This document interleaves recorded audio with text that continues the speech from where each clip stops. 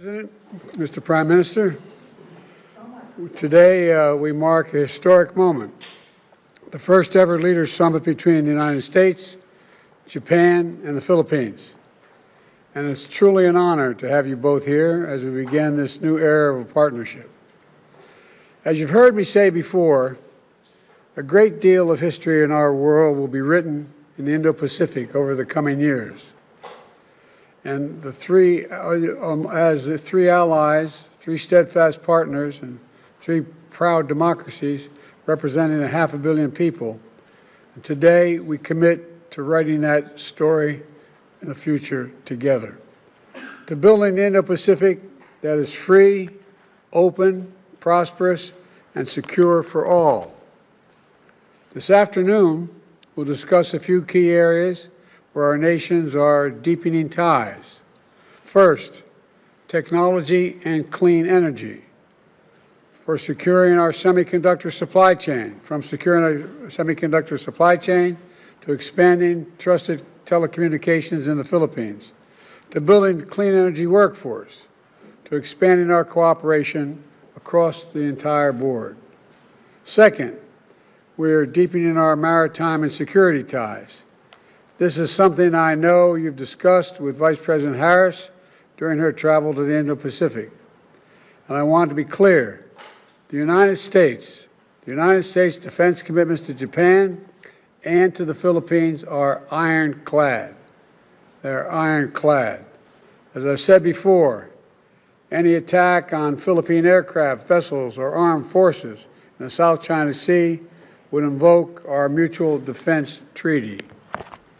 Finally, I'm proud to announce we're launching an economic corridor in the Philippines as part of the G7's Partnership for Global Infrastructure and Investment. This is the first corridor in the Indo-Pacific.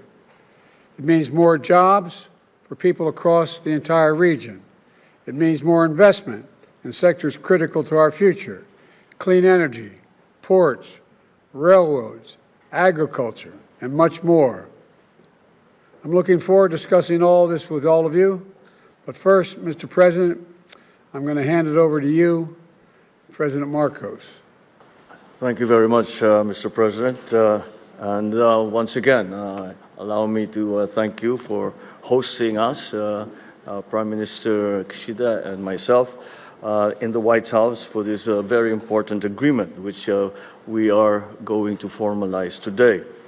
We meet today as friends and partners bound by a shared vision and pursuit of a peaceful, stable, and prosperous Indo-Pacific. It is a partnership born not out of convenience nor of expediency, but as a natural progression of a deepening relation and robust cooperation amongst our three countries, linked by a profound respect for democracy, good governance, and the rule of law. Today's historic summit is a culmination of several preparatory engagements between our foreign ministries, our national security advisors, and our vice ministers, as well as the conduct of trilateral maritime exercises and joint development cooperation. But this meeting can be just a beginning. Facing the complex challenges of our time requires concerted efforts on everyone's part, a dedication to a common purpose, and an unwavering commitment to the rules-based international order. This is a meeting that looks ahead. As we deepen our ties and enhance our coordination, we seek to identify ways of growing our economies and making them more resilient, climate-proofing our cities and our societies, sustaining our development progress, and forging a peaceful world for the next generation. Today's summit is an opportunity to define the future that we want and how we intend to achieve it together. Thank you, and I wish us all a successful meeting.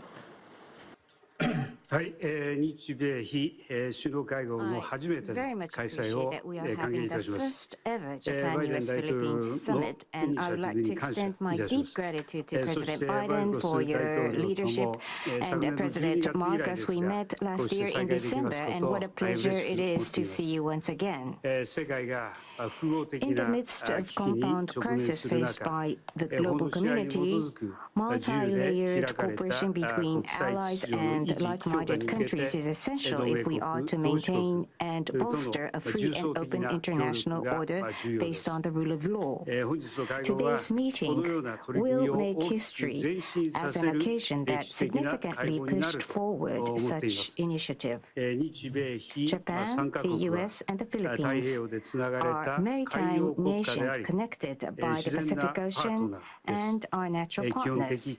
We share fundamental values and principles and have supported regional economic development. In order to secure peace and prosperity in the Indo-Pacific, I hope to reaffirm our intention to further strengthen trilateral cooperation and to present the specific way forward through today's meeting. Thank you. President, Mr. Prime Minister, to put it simply, when we stand as one, we're able to forge a better future for all. And that's what this new Trilat is all about, in my view. Building a better future for people across the Indo-Pacific and, quite frankly, beyond, around the world. So thank you both for being here, and I look forward to this first summit and many more in the years ahead. And as we say goodbye to the press, we'll wait a minute here and we'll get moving. Sir, what is the message to China given this event? What is your message to the Chinese?